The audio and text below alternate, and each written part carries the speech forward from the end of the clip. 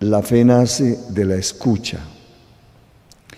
Y entonces al escuchar la fe, al escuchar la palabra, la fe brota como un acto personal y llega al encuentro con el Señor. Busca el encuentro con el Señor. Los textos de la nueva evangelización dicen un encuentro de ojos abiertos y corazón palpitante con el Señor resucitado.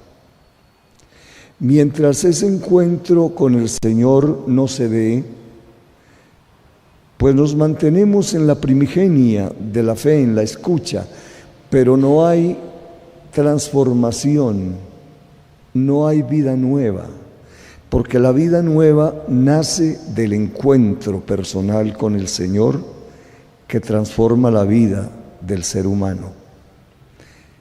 Todo encuentro con Jesús transforma nuestra vida.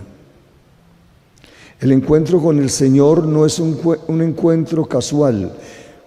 Cuando nace de la fe en Él y entonces podemos expresarle nuestra fe, Él transforma nuestra vida y nos da una vida nueva y empieza el otro paso, el seguimiento de Jesús.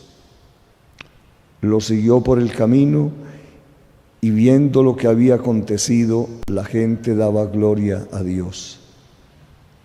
Es el camino, el itinerario perfecto de la fe. Entonces, hermanos, nosotros, mientras no tengamos un encuentro personal con el Señor, una experiencia real con Jesús, nuestra fe se va a mantener en el campo de la creencia.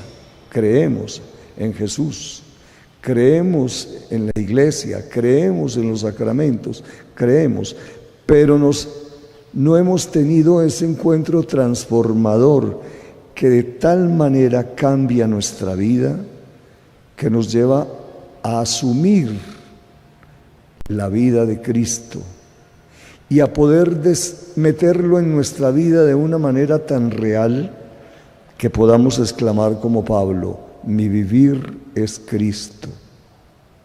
Y que podamos vencer todas las insidias del mal. Necesitamos para eso, hermanos, un elemento inicial, la humildad. Sentirnos mendigos ante Dios, necesitados de Dios, porque si no tenemos ese sentimiento, si nosotros no tenemos esa actitud espiritual de ser necesitados de Dios, de sentir que sin Dios nada podemos hacer, que de Él somos, en Él nos movemos y en Él existimos, entonces no es posible el camino de la fe.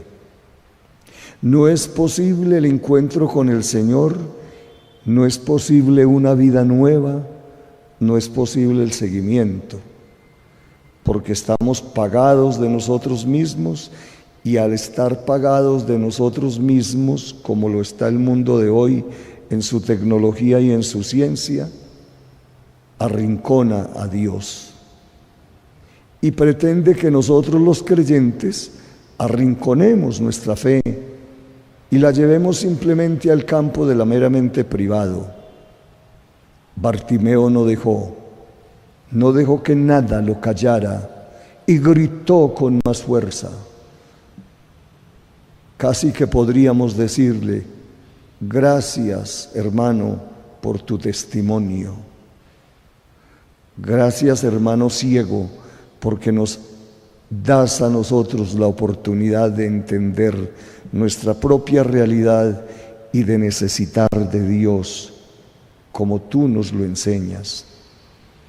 Y no dejarnos callar por este mundo soberbio que se ha engreído en sus descubrimientos y en su ciencia, y entonces ha entrado en el secularismo, donde Dios, si existe, es problema de Él y no problema del hombre.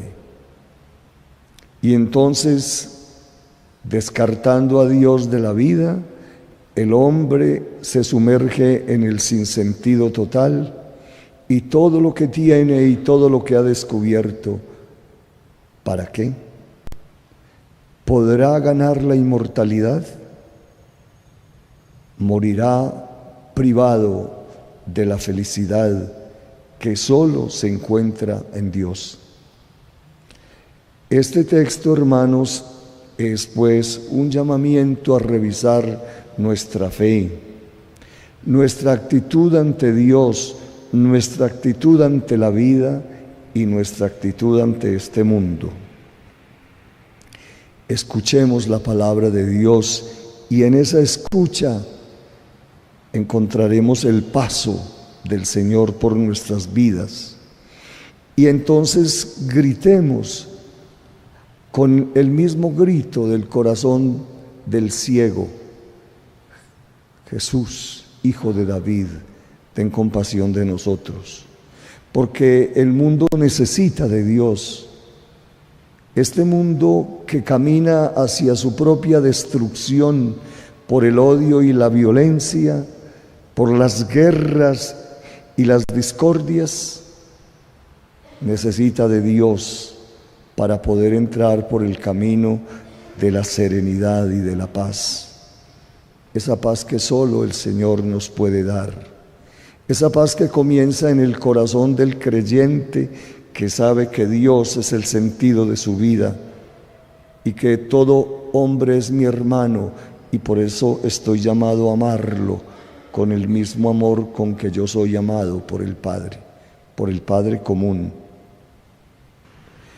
Pidámosle al Señor que también desde nuestra condición de necesitados de Dios le gritemos con fe en su paso por nuestra vida, seamos conducidos ante Él y en esa experiencia de Él, en ese encuentro personal con Él, nuestra vida también sea transformada.